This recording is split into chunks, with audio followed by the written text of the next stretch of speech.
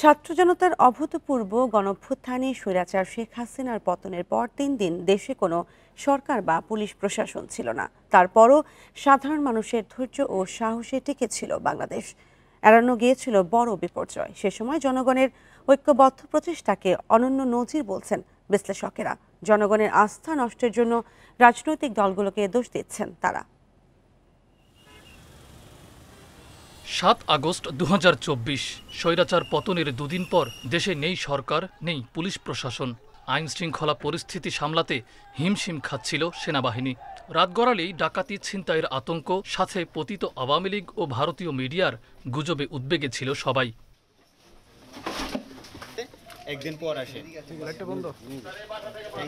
তবে সাধারণ মানুষের অসীম ধৈর্য, পরস্পরকে সহায়তার মানসিকতা আর সাহসে ভর করেই বড় বিপর্যয় এড়ায় বাংলাদেশ। গত বছরের ওই সময়টিকে প্রকৃতির রাজ্য হিসেবে বর্ণনা করছেন রাজনৈতিক বিশ্লেষক মাহবুবুর রহমান। কোনো আইনি কাঠামো না থাকলেও জনগণ আইনের প্রতি যে শ্রদ্ধা দেখিয়েছেন তা বিরল ঘটনা বলছেন তিনি। এই কয়েকটা দিন তো প্রকৃতির রাজ্যের মধ্যেই ছিল, তারপরেও কিন্তু মানুষ বিশৃঙ্খলা যেভাবে এক্সপেক্ট করা হয়েছিল, আওয়ামী লীগ কিন্তু আশা বলেছিল অনেকবার যে যদি এই ধরনের পরিবর্তন হয় তাহলে তাদের অসংখ্য লোকের তারা ক্ষতির আশঙ্কা করেছিল। ২-৩ দিন সরকার নাই, তারপরে কিন্তু মানুষ সেভাবে আইন হাতে তুলে নেয়নি। ৭১ থেকে ২০২৪ দেশের সব ক্রান্তিকালী দায়িত্বশীল আচরণ করেছে সাধারণ মানুষ। তবে রাজনৈতিক দলগুলোর জন্যই জনগণের আস্থা নষ্ট হয়েছে বলে রাজনৈতিক দলগুলোকেই দোষারোপ করলেন এই রাজনৈতিক বিশ্লেষক। আমাদের রাজনৈতিক দলগুলো বা রাজনৈতিক দলের নেতারা অধিকাংশ সময় প্রতারণা করেছে। সেই দায়টা থেকে, সেই ক্ষোভটা থেকে, সেই কষ্ট থেকে মানুষ মাঝে মাঝে খেপে যায়। এই খ্যাপাটাই তো আপনি দেখেন ৯১ সালে, এই খ্যাপাই তো দেখেন আপনি ৭ নভেম্বর, এই খ্যাপাই তো দেখেন আপনি ২০২৪। স্বৈরাচার পতনের পর কয়েকদিন ট্রাফিক ব্যবস্থাপনা, জননিরাপত্তা সহ অনেক পুলিশি দায়িত্বই পালন করেছে ছাত্র জনতা। মাহফুজুর রহমান মিলন, ইন্ডিপেন্ডেন্ট নিউজ, ঢাকা। কুষ্টিয়া জেলা কারাগার থেকে পলাতক আসামিরা এখনও ধরা-ছোঁয়ার বাইরে। ১ বছর হাতে গোনা কয়েকজনকে গ্রেপ্তার করা গেলেও বেশিরভাগ আসামি পলাতক। তাদের মধ্যে সাজাপ্রাপ্ত সহ দাগী আসামিও রয়েছে। জেলায় অপরাধ সংঘটিত করার ক্ষেত্রে এসব আসামিরাই আবার সক্রিয় হয়ে উঠেছে। মত প্রকাশের রাজনীতি শুরু করতে পারলে দেশে ফ্যাসিবাদ আর ফিরে আসবে না বলে মন্তব্য করেছেন বিএনপির ভারপ্রাপ্ত চেয়ারম্যান তারেক রহমান। বুধবার রাজধানীর নয়াপল্টনে স্বৈরাচার পতনের বর্ষপূর্তি উপলক্ষে আয়োজিত সমাবেশে প্রধান অতিথির বক্তব্যে কথা বলেন তিনি। ভিন্নমত থাকলেও জাতীয় ইস্যুতে ঐক্যবদ্ধ থাকলেও সব দলের প্রতি আহ্বান জানান তারেক রহমান। ফ্যাসিবাদ পতনের বর্ষপূর্তি উপলক্ষে নয়াপল্টনে বিএনপির কেন্দ্রীয় কার্যালয়ের সামনে অনুষ্ঠিত হয় বিশাল সমাবেশ। কর্মসূচিতে ঢাকা সহ দেশের বিভিন্ন জেলা থেকে জড়ো হন হাজারো নেতাকর্মী। সকল জেলার নেতা কর্মী সাধারণ মানুষকে আমি আন্তরিক প্রীতি জানাচ্ছি। যুবদল, ছাত্রদল, স্বেচ্ছাসেবক দল, মহিলা দল সহ বিএনপির অঙ্গ ও সহযোগী সংগঠনের নেতাকর্মীর উপস্থিতিতে কানায় কানায় পূর্ণ হয়ে ওঠে পুরো এলাকা।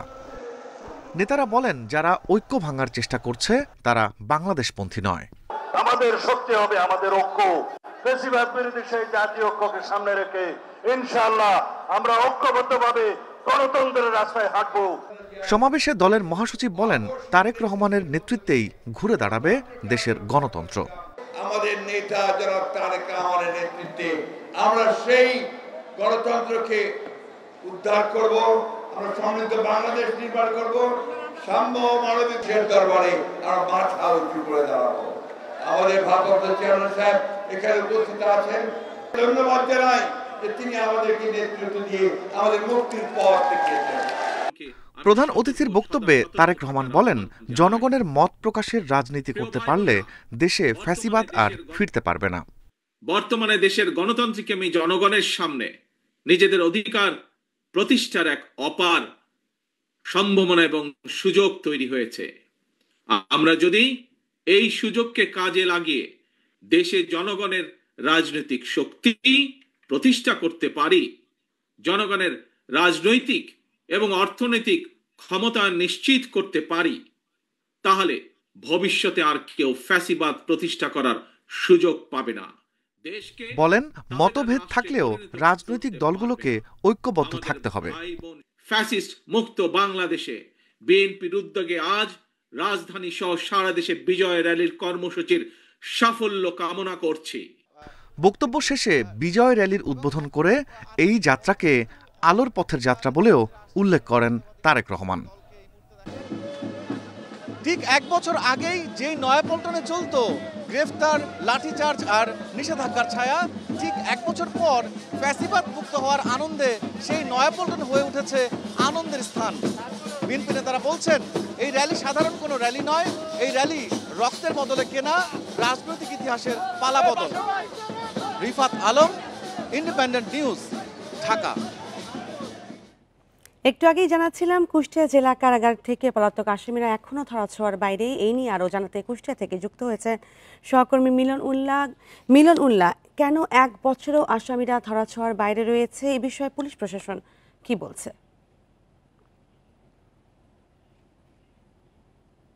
আসলে এসব বিষয়ে আমরা পুলিশ প্রশাসনের সাথে কথা বলেছিলাম, কথা বলার চেষ্টা করেছি জেল কর্তৃপক্ষের সাথে, এবং সেই সাথে যারা সাধারণ মানুষ বা স্থানীয় যারা আছে তাদের সাথে আমরা এই বিষয়ে কথা বলেছি। পুলিশ প্রশাসনের থেকে যেটি বলা হচ্ছে যে আসলে এই ঘটনার সাথে যারা জড়িত, যারা জেল গত 24 জুলাই 2024 সালের 7 আগস্টের পরে যারা এই জেল থেকে পালিয়ে গিয়েছিল, তারা আসলে এই পালানোর পরে গা ঢাকা দিয়েছে, বা কোনো কোনো ক্ষেত্রে যারা অধিক দাগী আসামি তারা হয়তো দেশ ছেড়েও পালিয়ে যেতে সক্ষম হয়েছে, যার কারণে কিন্তু তারা তাদেরকে গ্রেপ্তার করতে সক্ষম হচ্ছে না। তবে একটা বিষয় যে আমরা কিন্তু জেল কর্তৃপক্ষের কাছ থেকে এই বিষয়ে কোনো সঠিক তথ্যই আমরা তো পাই না। তারা কিন্তু আমাদেরকে এমনকি কতজন এখন পর্যন্ত পলাতক আছে সেই বিষয়েও তারা আমাদের সাথে কথা বলতে আসলে অনীহা প্রকাশ করে। তো আসলে যারা স্থানীয় আছে, যারা সমাজের সম্মানী ব্যক্তি আছে, তাদের সাথে যেটা আমরা কথা বলেছি, তারা যেটা বলছে যে আসলে কুষ্টিয়াতে গত এক বছরের ভিতরে প্রায় 34টি খুন হয়েছে, এছাড়াও কিন্তু চুরি, ডাকাতি, ছিনতাই এর সংখ্যাও কিন্তু বেড়েছে। তো এদের দাবি যে আসলে এই ধরনের অপরাধ কর্মকাণ্ডের পিছনে কিন্তু এইসব দাগী যারা আসামি, যারা জেল পলাতক আসামি, তাদের হাত থাকতে পারে, এবং তারা কিন্তু আরো বড় ধরনের কোন সন্ত্রাসী কর্মকাণ্ডের সাথে জড়িত থাকতে পারে, কারণ তারা যেহেতু জেল পালিয়ে যে তাদের কিন্তু দৌরাত্ম আরো বাড়তে পারে। তো আসলে এই জন্য তারা দাবি করেছে যে পুলিশ প্রশাসনকে আরো সক্রিয় হয়ে এইসব আসামিকে দ্রুত গ্রেপ্তার করা। আপনাকে বলে রাখি যে 5 আগস্টের পরে যখন আইন শৃঙ্খলা পরিস্থিতি একেবারেই ভঙ্গুর অবস্থা ছিল, সেই সময় কিন্তু এই 7 আগস্ট দুপুরের পরে কিন্তু আসলে এই কুষ্টিয়া জেলা আদালত থেকে কিছু আসামি যখন জেলে নিয়ে যাওয়া হয় এবং কিছু আসামি যখন জামিনে বের হবে, ঠিক এই সময় কিন্তু পরিকল্পিতভাবে এই আদালতে জেলা কারাগারের ভিতরে কিন্তু এই হট্টগোল শুরু হয়, এবং এই হট্টগোলের পরে কিন্তু তারা তালা ভেঙে এই আসামিরা বেরিয়ে যেতে সক্ষম হয়। এবং এই সময় যারা কারারক্ষী ছিল তারা কিন্তু তাদের সাধ্যমতো চেষ্টা করে ফাঁকা ফায়ার গুলি করেও কিন্তু তাদেরকে ধরে রাখতে পারেনি, এবং যখন আইন শৃঙ্খলার দায়িত্বে তখন সেনাবাহিনীর ভূমিকা ছিল খুব বেশি, এবং সেই সেনাবাহিনী যখন জেলা কারাগারে আসে তার কিন্তু আগেই এইসব আসামি পালিয়ে যেতে সক্ষম হয়। তো এইসব বিষয়ে কিন্তু জেলা পুলিশ থেকে বলা হচ্ছে যে তারা এটি অধিক গুরুত্বের সাথে দেখছে, এবং খুব দ্রুত তাদেরকে গ্রেপ্তারের ব্যাপারে যেসব পদক্ষেপ নেওয়ার দরকার তারা নিচ্ছে, এবং গ্রেপ্তারের জন্য তারা চেষ্টা চালিয়ে যাচ্ছে। কুষ্টিয়া থেকে এই ছিল আমার কাছে জেলা কারাগার নিয়ে সর্বশেষ সংবাদ। কুষ্টিয়া জেলা কারাগার থেকে এখনো অনেক আসামি পলাতক, এবং সেই বিষয়ে জানাচ্ছিলেন সহকর্মী মিলন উল্লাহ। আগামী ফেব্রুয়ারিতে রোজার আগেই জাতীয় নির্বাচন আয়োজনের জন্য ইসিকে চিঠি দিয়েছে প্রধান উপদেষ্টার কার্যালয়। বুধবার রাতে এক বিজ্ঞপ্তিতে তথ্য গণমাধ্যমকে জানায় প্রেস উইং। প্রধান উপদেষ্টার মুখ্য সচিব এম সিরাজ উদ্দিন মিয়া প্রধান নির্বাচন কমিশনারকে এই চিঠি পাঠান। বিজ্ঞপ্তিতে বলা হয়, চিঠির মাধ্যমে জাতীয় নির্বাচনের সব প্রস্তুতি শেষ করতে সরকারের আনুষ্ঠানিকতা শেষ হলো। উল্লেখিত সময়ের মধ্যে অবাধ, সুষ্ঠু ও উৎসবমুখর ভোট আয়োজনে প্রয়োজনীয় সব পদক্ষেপ নেওয়ার অনুরোধ জানানো হয়েছে ইসিকে। এই চিঠি পাঠানো হবে বলে মঙ্গলবার জাতির উদ্দেশ্যে ভাষণে জানিয়েছিলেন প্রধান উপদেষ্টা অধ্যাপক মোহাম্মদ ইউনুস।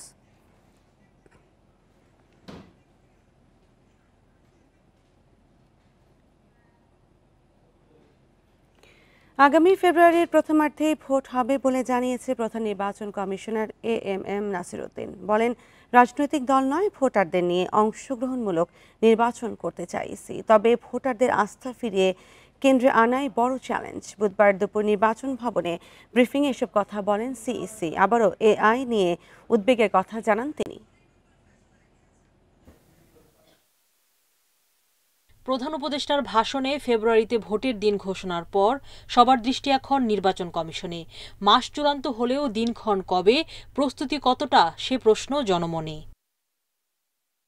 বুধবার এ নিয়ে সাংবাদিকদের সাথে কথা বলেন প্রধান নির্বাচন কমিশনার। জানান, সরকারের চিঠি পাওয়ার আগেই শুরু হয়েছে প্রস্তুতি। চ্যালেঞ্জ থাকলেও ফেব্রুয়ারির প্রথমার্ধেই হবে ভোট। ফেব্রুয়ারিতে নির্বাচন করার জন্য বিভিন্ন চ্যালেঞ্জ থাকা সত্ত্বেও আমরা কিন্তু আমাদের প্রস্তুতি এগিয়ে নিচ্ছি। ইনশাল্লাহ আমাদের কোনো প্রস্তুতিতে ঘাটতি হবে না। ইয়াঙ্গার জেনারেশনকে ইনক্লুড করার জন্য একটা ভোটার রেজিস্ট্রেশন আইনে আমরা একটা অ্যামেন্ডমেন্ট এনেছি, যাতে একটা কাট অফ ডেটে আরও কিছু নতুন ভোটারকে আমরা যাতে ইনক্লুড করতে পারি। আগামী মাসে অনেকটা প্রস্তুতি শেষ হবে জানান সিইসি। অংশগ্রহণমূলক নির্বাচন ও আওয়ামী লীগ প্রশ্নে তিনি বলেন, দলটির কার্যক্রমে নিষেধাজ্ঞা রয়েছে। আমার তো মূল ফোকাস ভোটার। এখন আগে তো অনেক রাজনৈতিক দল অংশগ্রহণ করেছিল, শুধু একটা না তো, আরও 14 দলীয় জোট, 12 দলীয় জোট, কত দলীয় সবই করছে তো। কিন্তু ওয়াজ ইট পার্টিসিপেটরি? আমরা পার্টিসিপেটরি বলতে বোঝাতে চাই আমার ভোটাররা নির্বিঘ্নে যাতে ভোট দিতে পারে সেই ব্যবস্থাটা আমরা করব। নির্বাচনের লেভেল প্লেইং ফিল্ড তৈরিতে ডিসিএসপিদের ভূমিকা তুলে ধরেন সিইসি। গ্রহণযোগ্য ভোটের জন্য রাজনৈতিক দলগুলোর সহায়তা চান তিনি। জেনে তেন মার্কা একটা নির্বাচন করে আপনারা জিতার চেষ্টা করবেন না। বড় দলগুলোকে বলি, for God sake help me, আমি একটা সুন্দর ক্রেডিবল একটা ট্রান্সপারেন্ট ইলেকশন দিতে চাই। ডিসিদেরকে বলেছি যে দেখেন, আপনাদের কাজ শুধু প্রশাসন না, এই যে আমি যে লেভেল প্লেয়িং ফিল্ড তৈরি করার কথা বলছি, এইটার বাস্তবায়ন আপনাদের উপর নির্ভর করছে। আইন শৃঙ্খলার চেয়েও এআইকে বড় চ্যালেঞ্জ হিসেবে দেখছেন সিইসি। বলেন, আয়নার মতো স্বচ্ছ নির্বাচন করতে চায় ইসি। এজন্য গণমাধ্যমের ভূমিকা সবার উপরে। সুলতানা জাহান মিতু, ইন্ডিপেন্ডেন্ট নিউজ, ঢাকা। আজ থেকেই কার্যকর হবে বাংলাদেশি পণ্যে 20% হারে মার্কিন শুল্ক। তবে শুল্ক নিয়ে এখনো দর কষাকষির সুযোগ রয়েছে বলে মন্তব্য করেছেন অর্থ উপদেষ্টা ডক্টর সালেউদ্দিন আহমেদ। বুধবার ক্রয় কমিটির বৈঠক শেষে সাংবাদিকদের এসব কথা বলেন তিনি। এ সময় তিনি আরও জানান, 1 বছরে দেশের অর্থনীতি অনেকটা ভালো অবস্থানে এসেছে। 7 আগস্ট থেকে কার্যকর হবে আলোচিত পাল্টা শুল্ক। বৃহস্পতিবার রাত 12টার পর যুক্তরাষ্ট্রে পণ্য পাঠালেই দিতে হবে বর্ধিত শুল্ক। বাংলাদেশের জন্য বাড়তি শুল্ক হার নির্ধারণ হয়েছে 20%, সঙ্গে যোগ হবে আগের 16.5%। যদিও শুল্ক আরও কমানোর বিষয়ে এখনও আশাবাদী অর্থ উপদেষ্টা। ক্রয় কমিটির বৈঠক শেষে অর্থ উপদেষ্টা সাংবাদিকদের বলেন, যুক্তরাষ্ট্রের সঙ্গে সমঝোতা হয়েছে, চুক্তি এখনো হয়নি। চূড়ান্ত চুক্তির আগে আরও দর কষাকষির সুযোগ রয়েছে। উপদেষ্টা আরও বলেন, মার্কিন শুল্ক নিয়ে যে নন ডিসক্লোজার চুক্তি হয়েছে তা প্রকাশযোগ্য নয়। আপনারা যে এখন শুনছেন, কিন্তু এটা ফর্মাল একটা চুক্তি হবে। সেখানে আমরা দেখব কোন কোন জায়গায় আমাদের ডিউটি কমাতে হবে, কি কি ইম্পোর্ট করতে হবে, একটু দেখে হয়তো আরেকটু ইসে করতে হবে। আমরা হয়তো যখন 1-to-1 নেগোসিয়েশন হয়, অনেক কথা বলা হয় না। এটা মাল্টিল্যাটারাল নেগোসিয়েশন তো না, এটা WTO না। অর্থ উপদেষ্টা আরও বলেন, দেশের অর্থনীতি আগের চেয়ে ভালো অবস্থানে থাকলেও এখনও চ্যালেঞ্জ রয়েছে। মূল্যস্ফীতি, কর্মসংস্থান, জ্বালানি শুল্ক সহ অনেক বিষয় নিয়ে কাজ করতে হবে। তবে সবচেয়ে বড় চ্যালেঞ্জ ব্যবসায়ীদের আস্থা ফেরানো এবং ব্যবসা বাণিজ্যে গতি আনা। একেবারে উপরে উপরে ভাষা দেখলাম, ভাষা বলে দিলাম না, অনেক কিছুই হয়েছে। চ্যালেঞ্জটা যেটা ছিল, খুব একটা প্রিকেরিয়াস অবস্থায় ছিল। প্রিকেরিয়াসের বাংলাটা আমি ঠিক বলতে পারলাম না, যে আর্থিক দিক দিয়ে। এখন কিন্তু অনেকটা আমরা স্বস্তির জায়গায় আসছি। তবে ডেফিনেটলি চ্যালেঞ্জ আছে সামনে। নির্বাচনী বাজেটের ব্যাপারেও কথা বলেন অর্থ উপদেষ্টা। জানান, নির্বাচনের জন্য পর্যাপ্ত বাজেট দেয়া হবে। ইফাতারা, ইন্ডিপেন্ডেন্ট নিউজ। আর এই নিয়ে আলোচনা করতে আমাদের সাথে যোগ দিচ্ছেন অর্থনীতিবিদ ডক্টর মোহাম্মদ মাহবুব আলী। ডক্টর মোহাম্মদ মাহবুব আলী, আপনাকে স্বাগতম। প্রথমেই জিনিসটা আমি জানতে চাচ্ছি যে বাংলাদেশি পণ্যে মার্কিন শুল্ক বৃদ্ধির কী ধরনের প্রভাব পড়তে পারে এবং কোন কোন খাতে সবচেয়ে বেশি প্রভাব পড়বে? ধন্যবাদ। বাংলাদেশে এই যে মার্কিন শুল্ক করা হচ্ছে, তার ফলে যেটা হচ্ছে যে আমাদের যে সমস্ত পণ্য রপ্তানি হয় বিশেষ করে আমেরিকাতে, সেগুলোতে ক্ষেত্রে আমরা একটু সমস্যায় পড়ব। কারণ 20% কর কিন্তু কম না, যদিও নেগোসিয়েশন করে এটা কমানো হয়েছে। তবে আমি মনে করি একটি পথ ছিল, সেটা হচ্ছে আমাদের প্রধান উপদেষ্টা যদি ট্রাম্প মহোদয়কে ওনার নোবেল প্রাইজের ব্যাপারে একটু, এটা আমি রসিকতা করছি না, আমি জেনুইনলি বলছি, এন্ডোর্স করে, তাহলে হয়তো উনি আরেকটু করারও কমানো যেতে পারে। কারণ এমনি অনেকগুলো নেগোসিয়েশন হয়েছে, নেগোসিয়েশনের কারণে কিন্তু কমেছে। এখন কথা হচ্ছে আমরা আমাদের দেশের যে পণ্য আছে সেই পণ্যগুলোর মধ্যে বিশেষ করে গার্মেন্ট শিল্প ছাড়া অপ্রচলিত পণ্য আছে, এগুলোর ক্ষেত্রেও আমরা কিন্তু সমস্যায় পড়ে যাব। কারণ কি, আমরা যখন শুল্ক বেশি দিতে যাব তখন আমাদের বেনিফিট, কস্ট বেনিফিট অ্যানালাইসিস করলে আমরা যেটা দেখব যে আমাদের অনেক দাম বেশি পড়ে যাচ্ছে। যখন দাম বেশি পড়ে যাচ্ছে তখন অটোমেটিক্যালি আমাদের দেশে যে উদ্যোক্তা আছেন, আমাদের দেশে যে শিল্পপতি আছেন, ব্যবসায়ী আছেন, ওনারা কস্ট কাটিং এর জন্য আবার কিছু শ্রমিক ছাঁটাই করতে বাধ্য হতে পারেন। এই অবস্থা থেকে বেরিয়ে আসার জন্য আমাদের কিন্তু স্ট্র্যাটেজিক ওয়েতে আমরা বিদেশে কোন কোন নতুন বাজার সৃষ্টি করা যায় তার জন্য কাজ করা দরকার। এর জন্য সরকার থেকে একটি কমিটি গঠন করা উচিত ছিল। সরকার বিভিন্ন বিষয়ে সংস্কার করছেন বলছেন, তার জন্য কমিটি করেছেন, কিন্তু এই যে শুল্কের ব্যাপারটা, শুল্ক মিটিগেট করার জন্য আমাদের দেশে যে থ্রেটটা আসছে, সেই থ্রেটকে আমরা যদি অপরচুনিটিতে রূপান্তর করতে চাই, তাহলে কিন্তু আমাকে অবশ্যই দেশে আমাদের অর্থনীতিবিদদের সমন্বয়ে, শিল্পপতিদের সমন্বয়ে, উদ্যোক্তাদের সমন্বয়ে একটা কমিটি করতে হবে এবং সাথে ব্যুরোক্রেটরা অবশ্যই থাকবেন।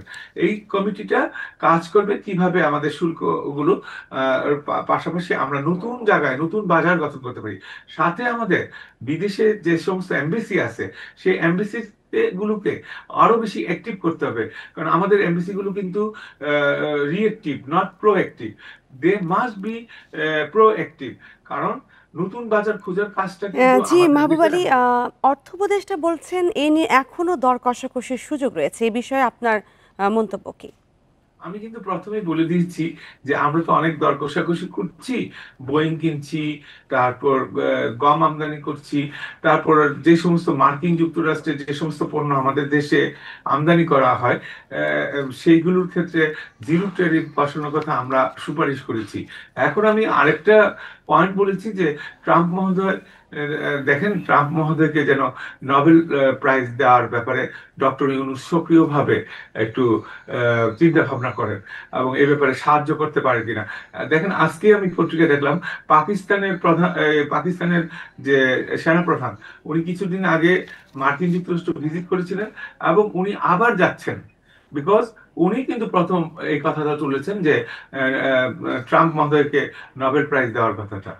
এবং আমি মনে করি যে ট্রাম্প এখন যেভাবে ট্যারিফ বসিয়েছে, ওনার প্রধান স্বার্থ ছিল তার দেশের লোকদের উন্নতি করা, কিন্তু এর ফলে তার দেশের লোকেরাও কিন্তু বিপদে পড়বে। কারণ উনি কর্মসংস্থান সৃষ্টি করার জন্য যেটা করছেন, it is true. At the same time consumer durables goods গুলোর দাম যদি বেড়ে যায় তার দেশে, তখন তো ওইখানকার সাধারণ মানুষও আর একটু বেশি দামে দ্রব্য কিনতে হবে। যেমন পার্শ্ববর্তী দেশের উপর নতুন করে কর আরোপ করেছে রাশিয়ার থেকে তেল আমদানি করার জন্য, কিন্তু রাশিয়া থেকে তেল আমদানি করবে, এটা তো একটা স্বাধীন দেশের একটা স্বাধীনতা। ঠিক তেমনি ট্রাম্পের আমি এই শুল্ক বসানোতে আমি কিন্তু অবাক হইনি, কারণ he loves his own country. আমরা আমাদের ওন কান্ট্রিকে সেইভাবে লাভ করতে হবে। এখন কথা হলো, ওদের দেশে production cost is so high in the industrial sector, সেটার জন্য আমি যদি রাতারাতি কোনো ব্যবস্থা করি, সেটা বিশ্ব অর্থনীতিতে ব্যাপক অভিঘাত হবে এবং কেওয়াস সৃষ্টি ইতিমধ্যে হয়ে গেছে। এখন এই ইন্টারন্যাশনাল ট্রেড পলিসিকে আমরা যদি ট্রেড ডিপ্লোমেসিতে রূপান্তর করতে চাই, তাহলে we must have good people. এবং আমাদের সবচেয়ে বেশি দরকার এই মুহূর্তে বাংলাদেশ আমেরিকান যে সমস্ত এক্সপেট্রিয়েট আছে তাদের সাহায্য নেওয়া। আমাদের প্রচুর লোক আছেন আমেরিকায় যারা শিক্ষিত, যারা বিভিন্ন বিশ্ববিদ্যালয়ে। ধন্যবাদ আপনাকে আমাদের সঙ্গে যুক্ত হওয়ার জন্য। মার্কিন শুল্ক বৃদ্ধি এবং এই বিষয়ে আমরা আলোচনা করছিলাম অর্থনীতিবিদ ডক্টর মোহাম্মদ মাহবুব আলীর সঙ্গে। চলে যাচ্ছি পরবর্তী সংবাদে। বৈরী আবহাওয়া, আমদানি বন্ধ আর সরবরাহ কম, এই 3 কারণে বাড়ছে পেঁয়াজের দাম। মাত্র এক সপ্তাহের ব্যবধানে পেঁয়াজের দাম বেড়েছে 15 টাকা বা 24% পর্যন্ত। চড়া দামে ভোগান্তিতে পড়েছেন ক্রেতারা। বাজার নিয়ন্ত্রণে কার্যকর তদারকির দাবি ভোক্তাদের। রাজধানীর কারওয়ান বাজার সহ বেশিরভাগ বাজারে পেঁয়াজের কোনো সংকট নেই, কিন্তু কিনতে হচ্ছে চড়া দামে। প্রতি কেজি দেশি পেঁয়াজ বিক্রি হচ্ছে 70 থেকে 75 টাকা দরে, খুচরা বাজারে তা 80 টাকা। খুচরা বিক্রেতাদের দাবি, পাবনা, ফরিদপুর সহ অন্যান্য উৎপাদন এলাকা থেকেই বেশি দামে পেঁয়াজ কিনতে হচ্ছে, তাই কমে বিক্রি সম্ভব হচ্ছে না। বাধ্য হয়ে প্রয়োজনের চেয়ে কম কিনছেন ক্রেতারা। মানুষের আয়ও বাড়ে নাই, আর মানুষের এই যে আমরা কাজ করি, আমার কাজের দামও বাড়ে নাই, মালের দাম বাড়িয়ে গেছে। বৃষ্টি আর গরম হচ্ছে তো, যার জন্য পেঁয়াজটা পচে যাচ্ছে বেশি, আমদানি কম, যার জন্য হয়তো দামটা একটু বেশি। দেশের পেঁয়াজের বেশি আবাদ হয় পাবনা অঞ্চলে। সেখানকার আড়তদাররা বলছেন, ভারত থেকে আমদানি বন্ধ অনেক দিন। বাজারে এখন যেসব পেঁয়াজ কেনাবেচা হয় তার সবই দেশি। গত বছর ভালো দাম পাওয়ায় এবার বেশি লাভের আশায় কৃষক সরবরাহ কমিয়ে দিয়েছে। বৃষ্টির কারণে আমদানি কম হচ্ছে, মনে করেন গাছ তো কম আনতেছে, চাষিরা কম আনতেছে, বাজার একটু বাড়ছে। দাম না বাড়েন তাহলে কৃষক মরে যাবে। তার কারণ পেঁয়াজ এক মনে হয় 25 কেজি, এর মধ্যে আবার পচা হয়। পেঁয়াজের বাড়তি দামের কারণ অনুসন্ধানে বাজার তদারকিতে নেমেছে ভোক্তা অধিদপ্তর। কর্মকর্তারা জানান, প্রাথমিকভাবে কারসাজি প্রমাণ না মিললেও অভিযান চলমান থাকবে। তো এখানে আমরা তাদের বলেছি যে আপনারা ক্যাশ মেমো রাখবেন, ক্রয় মূল্য, বিক্রয়ের যে ট্রান্সপারেন্সিটা, এইসব ডকুমেন্ট যাতে থাকে এবং যেসব নিয়মকানুন আছে মূল্য তালিকা যাতে থাকে। তো আমাদের যেটা দাম বৃদ্ধির কারণ হিসাবে আমরা যেটা বলতেছি, হাটে কৃষকরাই এই দামে পেঁয়াজগুলো বিক্রি করছে। তো কৃষকের হলো আরও বেশি দাম পাওয়ার আশায় সাপ্লাইটা হয়তো কমিয়ে দিয়েছেন। বাজার নিয়ন্ত্রণে পেঁয়াজ আমদানির জন্য বাণিজ্য মন্ত্রণালয়ে সুপারিশ করা হবে বলেও জানায় ভোক্তা অধিদপ্তর। Shahid Ahmed, independent news, Dhaka. পেঁয়াজের বাজার পরিস্থিতি জানাতে এবার ফরিদপুর থেকে আছেন সহকর্মী SM মাসুদুর রহমান। মাসুদুর রহমান, ফরিদপুরের বাজারে পেঁয়াজের দাম কেমন, এ নিয়ে কি বলছে ব্যবসায়ী ও ভোক্তারা? দেশের সর্ববৃহৎ দ্বিতীয় পেঁয়াজ উৎপাদনকারী জেলা ফরিদপুর, এটা যেমন সত্য। এখানে সর্বোচ্চ পেঁয়াজ উৎপাদন হয়। এবছর কৃষি বিভাগের তথ্য মতে প্রায় 41,000 হেক্টর জমিতে প্রায় 5,43,000 মেট্রিক টন পেঁয়াজ উৎপন্ন হয়েছে। সম্প্রতি এই এক সপ্তাহে পেঁয়াজের ঊর্ধ্বগতি লক্ষ্য করা গেছে স্থানীয় বাজার এবং হাট বাজারগুলোতে। ফরিদপুরের নগরকান্দা, সালতা এলাকায় সবচেয়ে বেশি পেঁয়াজ উৎপাদনকারী যে উপজেলা, সেখানে কৃষকরা বর্তমানে গত 2 সপ্তাহ যে বৃষ্টির কারণে সাধারণত হাটগুলোতে কৃষকরা পেঁয়াজ আমদানি করছে না, যে কারণে বাজারে কিছুটা সংকট তৈরি হয়েছে। পাশাপাশি ওই অঞ্চলগুলোতে এখন পাট মৌসুম থাকায় তারা ব্যস্ত সময় পার করছে পাট নিয়ে, আর অধিক লাভের আশায় তারা পেঁয়াজ ঘর থেকে বের করছে না। তাছাড়া পেঁয়াজ কিছুটা পচন ধরে যায়, তারা এই বৃষ্টির কারণে তারা বের করে যে পরিষ্কার করে হাটে আনবে, সেটা না আনার কারণেও এই বাড়তি দাম বলে মনে করছেন ব্যবসায়ীরা। আমি কথা বলেছি বিভিন্ন ব্যবসায়ী এবং ভোক্তাদের সাথে, তারা বলেছেন যে এই যে বর্ষা মৌসুম, এখন যেমন পাশাপাশি সবজির সমস্ত কিছুর দাম বেড়েছে, হঠাৎ করে এই পেঁয়াজের দামের কারণে ভোক্তারাও খুব কষ্ট পাচ্ছে। তারা প্রায় ফরিদপুরের বাজারে আজকে 70 থেকে 75 টাকা খুচরা বাজারে বিক্রি হচ্ছে, পাইকারিতে এখানে 2600 টাকায় বিক্রি হচ্ছে। এইভাবে যদি চলতে থাকে তাহলে পেঁয়াজের দাম আরো বাড়বে, তাই জন্য আমদানির বিষয়টাও তারা নজরে এনেছেন ব্যবসায়ীরা। এই ছিল ফরিদপুরের পেঁয়াজ বাজারের ঊর্ধ্বগতি সর্বশেষ খবর। পেঁয়াজের বাজার পরিস্থিতি নিয়ে ফরিদপুর থেকে জানাচ্ছিলেন সহকর্মী SM মাসুদুর রহমান। বর্তমানে সাংবাদিকতা স্বাধীন বলে দাবি করার জবাবে মানবজমিন সম্পাদক মতিউর রহমান চৌধুরী বলেন, পক্ষে গেলে সাংবাদিকতা মুক্ত আর বিপক্ষে গেলে মব ভায়োলেন্সের ঝুঁকি, এই হচ্ছে বাস্তবতা। অন্যদিকে মব সাংবাদিকতার জন্য বড় হুমকি হিসেবে দেখা দিয়েছে বলে মন্তব্য করেন ঐক্যমত্য কমিশনের সহসভাপতি অধ্যাপক আলী রিয়াজ। বুধবার দুপুরে রাজধানীতে এক আলোচনায় তারা এসব কথা বলেন। রাজধানীর সিডাপ মিলনায়তনে গণমাধ্যমের স্বাধীনতা নিয়ে মতবিনিময় সভার আয়োজন করে সেন্টার ফর গভর্নেন্স স্টাডিজ। এতে বর্তমান সময়ে সাংবাদিকতার নানা সংকটের চিত্র তুলে ধরেন অংশীজনেরা। সাংবাদিকতার পরিস্থিতি বিবেচনায় নিজেকে ভীত ও চিন্তিত বলে মন্তব্য করেন মতিউর রহমান চৌধুরী। বলেন, রাজনীতি মুক্ত না হলে সাংবাদিকতাও মুক্ত হবে না। আমরা যেটা সাংবাদিকতা নিয়ে কথা বলছি, যখন এখন বলেন যে এখন তো আপনার মুক্ত, হ্যাঁ আমি মুক্ত। কখন আমি মুক্ত? যদি আপনার পক্ষে যায়। আপনার বিপক্ষে গেলে আমার চিন্তা আছে, আমি মব ভায়োলেন্সের শিকার হতে পারি। অনেক সাংবাদিকের চাকরি গেছে, আর আমরা 16 বছর নিয়ে কথা বলি, আসলে 54 বছরে তো একই জিনিসই দেখলাম। 54 বছরে যা দেখলাম তাতে আমার এইটাই ধারণা হয় যে আমরা সরকার বদলায়, আমরাও বদলে যাই। সভায় অধ্যাপক আলী রিয়াজ বলেন, গণমাধ্যমের স্বাধীনতার কথা বলা হলেও অর্জনের পথে অনেক বাধা। মালিকের স্বার্থ রক্ষা না করে পেশাদারিত্ব বজায় রাখতে পারলে এত সংকট হতো না। সামাজিক শক্তিটার কথা বললাম, আমি তাদের জাস্টিফাই করছি না, কিন্তু এই শক্তিটাও সাংবাদিকতার জন্য একটা বড় রকমের হুমকি হিসেবে উপস্থিত হয়েছে। এটা আপনাকে বিবেচনা করতে হবে। সরকার, মালিক পক্ষ এবং সম্পাদকের বাইরেও এইরকম একটা শক্তি তৈরি হয়েছে, যে শক্তিটা আপনাকে বিভিন্নভাবে নিয়ন্ত্রণের চেষ্টা করছে। এটা আমাদের সকলের ধর্তব্যে নেওয়া দরকার। এতগুলো সংস্কার কমিশন করার পরও আশানুরূপ ফল মিলছে না কেন? এ প্রসঙ্গে গণমাধ্যমগুলোকে তদন্ত করার আহ্বান জানান আলী রিয়াজ। এতগুলো কমিটি করার পর আশানুরূপ ফলাফল দেখা যাচ্ছে না কেন? বাংলাদেশের এতগুলি মিডিয়া, এতগুলি সংবাদপত্র, আপনারা একটু তদন্ত করেন না, কেন হচ্ছে না? শাহাদাত স্বপন, ইন্ডিপেন্ডেন্ট নিউজ, ঢাকা।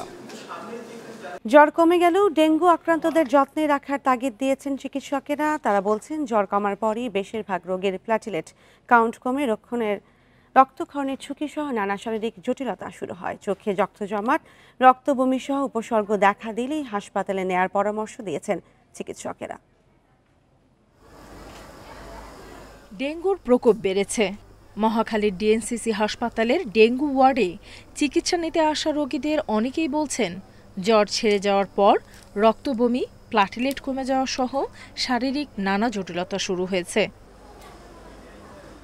এই পরিস্থিতিতে চিকিৎসকরা বলছেন, ডেঙ্গু ভাইরাস লিভার, কিডনি, ফুসফুস সহ বিভিন্ন অঙ্গে প্রদাহ তৈরি করে। তাই জ্বর কমে গেলেও থাকতে হবে সতর্ক। পেশেন্ট যদি অজ্ঞান হয়ে যায় এবং কন্টিনিউয়াসলি যদি ভমিট করতে থাকে বা বমি করতে থাকে, তখন কিন্তু ধরে নেওয়া যায় যে এটা একটা ক্রিটিক্যাল পর্যায়ে যাচ্ছে। তো জ্বর ছেড়ে গেলেও এই সিমটমগুলো যদি পাওয়া যায়, তাহলে অবশ্যই তাকে হসপিটালে ইমিডিয়েটলি ভর্তি করতে হবে। প্লাটিলেট কাউন্ট কমে যাওয়ার পাশাপাশি রক্তনালীরও ক্ষতি করতে পারে ডেঙ্গুর ভাইরাস। এ কারণে জ্বর কমে গেলেও বয়স্ক এবং অন্য রোগে আক্রান্তদের বিশেষ যত্ন নেওয়ার পরামর্শ বিশেষজ্ঞদের। নিঃশ্বাস নিতে কষ্ট হয়, ওনার যদি পেটটা ফুলে ওঠে, পেটটা ভারী হয়ে যায়, পেটের মধ্যে ডায়রিয়া বেশি হয়, পেটে যদি ব্যথা করতে শুরু করে, ডেঙ্গু শক সিনড্রোম অথবা ডেঙ্গু হিমোরেজিক ফিভারের ব্যাপারে আমাদের যথাযথ ব্যবস্থা নেওয়া লাগবে। ডেঙ্গু পরবর্তী জটিলতা নিয়ে ডিএনসিসি হাসপাতালে অধিকাংশ রোগী এসেছে ঢাকার বাইরের বিভিন্ন হাসপাতাল থেকে। নুরসেলিনা শিউলি, ইন্ডিপেন্ডেন্ট নিউজ, ঢাকা। কাপ্তাই হ্রদে পানি বাড়তে থাকায় বাঁধের গেট দিয়ে 2.5 ফুট থেকে বাড়িয়ে 3 ফুট করে পানি ছড়াচ্ছে জলবিদ্যুৎ কেন্দ্র কর্তৃপক্ষ। ফলে কর্ণফুলী নদীতে স্রোত বেড়ে যাওয়ায় চন্দ্রঘোনা ফেরি বন্ধ রয়েছে। কাপ্তাই পানি বিদ্যুৎ উৎপাদন কেন্দ্রের ব্যবস্থাপক প্রকৌশলী মাহবুব হাসান জানান, বৃষ্টি ও পাহাড়ি ঢলে হ্রদের পানি বিপদসীমা অতিক্রম করেছে। তাই বাঁধের 16 জলকপাট দিয়ে 3 ফুট করে পানি ছাড়া হচ্ছে। এতে প্রতি সেকেন্ডে হ্রদ থেকে পানি যাচ্ছে প্রায় 60,000 কিউসেক। তবে 3 ফুট করে পানি ছাড়ার পরও কাপ্তাই বাঁধের উপরে অংশে পানি কমেনি। তলিয়ে গেছে অনেক বাড়িঘর, রাস্তাঘাট, সরকারি অফিস ও বিদ্যালয়। কর্ণফুলী কাঁচালং নদী হয়ে প্রতিদিনই পানি বাড়ছে কাপ্তাই হ্রদে। পানি বাড়ায় বিদ্যুৎ কেন্দ্রের 5টি ইউনিট পুরোপুরি সচল হয়েছে। ফলে সর্বোচ্চ বিদ্যুৎ উৎপাদন হচ্ছে কেন্দ্রটিতে। পদ্মার তীব্র স্রোতে নিয়ন্ত্রণ হারিয়ে বাল্ক হেডের ধাক্কায় ভেঙে গেছে মানিকগঞ্জের পাটুরিয়া লঞ্চঘাটের 2টি জেটি। ফলে চরম ভোগান্তিতে যাত্রী, লঞ্চ শ্রমিক ও মালিকরা। ভাঙনের ঝুঁকিতে রয়েছে ঘাট এলাকাও। স্থানীয়দের অভিযোগ, ঘাটের পশ্চিম অংশে অবৈধভাবে বালু তোলায় এমন অবস্থা তৈরি হয়েছে। দক্ষিণ পশ্চিমাঞ্চলের জেলাগুলোতে যাতায়াতের জন্য গুরুত্বপূর্ণ পাটুরিয়া লঞ্চঘাট। কয়েকদিন ধরে পদ্মার তীব্র স্রোতের কারণে ঝুঁকিতে ছিল ঘাটটি। এর মধ্যে মঙ্গলবার বিকেলে লঞ্চঘাটে ধাক্কা দেয় বালুবাহী একটি বাল্কহেড। এতে ঘাটের 2টি জেটি ভেঙে নদীতে ভেসে যায়। শুধু লঞ্চঘাট নয়, তীব্র স্রোতে ভাঙনের ঝুঁকিতে যাত্রী ছাউনি সহ ঘাটের আশপাশের অনেক প্রতিষ্ঠান। হুমকিতে পড়েছে ৩ নম্বর ফেরিঘাটও। এটা বড় পরিকল্পনা নিতে হবে। এই ছোট পরিকল্পনা নিয়ে তো আপনার এই বাঁধ কখনোই প্রতিরক্ষা করা সম্ভব নয়। খুব তাড়াতাড়ি যদি এটা সংশোধন না হয় বা এটা পরিবেশ সৃষ্টি না করে ভাঙন রোধে, তাহলে পরে পাটের ঘাটই এখানে শেষ হয়ে যাবে। সংশ্লিষ্টদের অভিযোগ, ঘাটের পশ্চিম অংশে অবৈধভাবে বালু তোলা বন্ধ হয়নি, সেজন্যই এই অবস্থা তৈরি হয়েছে। কিছু জায়গা এরিয়া ভাঙে, তখনই বলছে যে এখানকার জায়গাটা থাকবে না, আগের থেকে কিছু করার মনে করলে যদি থাকে, এরকম কিছু ব্যবস্থা করলে হয়তো থাকবে। আমাদের কথা তো কর্ণপাত করা নাই। ভাঙন রোধে এখন পর্যন্ত কোনো উদ্যোগ নেই বিআইডব্লিউটি-এর। এ বিষয়ে ক্যামেরার সামনে কথা বলেননি কোনো কর্মকর্তাও। তবে উপজেলা নির্বাহী কর্মকর্তার দাবি, ভাঙন রোধে দ্রুত ব্যবস্থার নির্দেশ দেওয়া হয়েছে। অবৈধ বালু তোলায় আটক করা হয়েছে 2 জনকে। কিছুদিন আগে এই যে ভাঙনটি হলো, তার আগে আমি এখানে অভিযান করে গিয়েছি, বন্ধ করে গিয়েছিলাম, আবার একটু অগোচরে চালিয়েছে, যার ফলে ভাঙনটি হয়েছে। আপনারা দেখতে পাচ্ছেন যে এখানে জিও ব্যাগ আনা হয়েছে, আজকের মধ্যে ইনশাল্লাহ কাজ শুরু হবে। লঞ্চঘাট ভেঙে যাওয়ার বিকল্প ব্যবস্থায় 2 নম্বর ফেরিঘাট দিয়ে লঞ্চ চলাচল করছে। Independent news. চট্টগ্রামে বুধবার রাত থেকে হালকা বৃষ্টিতে জলাবদ্ধতা দেখা দিয়েছে। বাকলিয়া, বদ্দারহাট, আগ্রাবাদ, মুরাদপুর সহ নিচু এলাকার রাস্তাঘাটে পানি জমে যাওয়ায় চরম ভোগান্তিতে পড়েছেন সাধারণ মানুষ। আর এই নিয়ে আরও জানাতে চট্টগ্রাম থেকে যুক্ত হচ্ছেন সহকর্মী অনুপম শীল। এই জলাবদ্ধতা রোধে কর্তৃপক্ষ কি কোনো ব্যবস্থা নিয়েছে কিনা?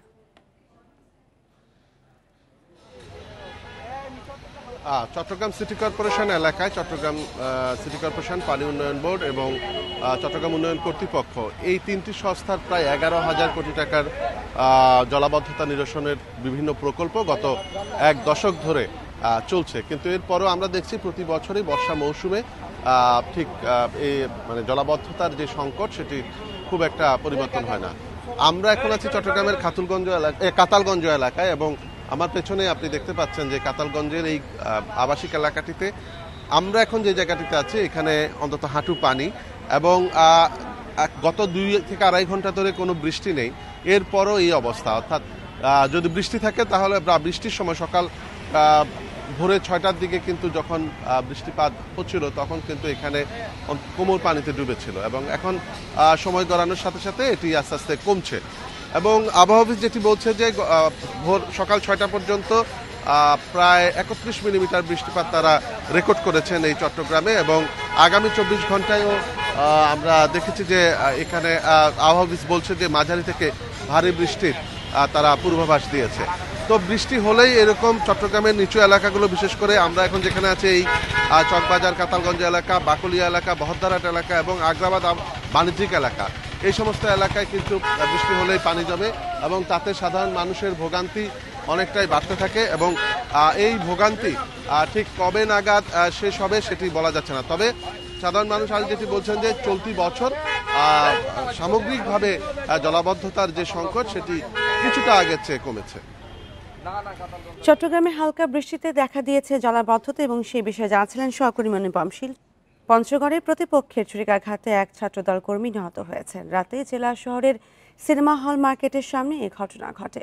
নিহত জাবেদ ওমর জয় পৌরসভার 2 নম্বর ওয়ার্ড ছাত্রদলের কর্মী। পুলিশ জানায়, জাবেদ ওমর জয়কে ছুরিকাঘাত করে পালিয়ে যায় দুর্বৃত্তরা। পরে তাকে উদ্ধার করে হাসপাতালে নেয়ার পথে মৃত্যু হয়।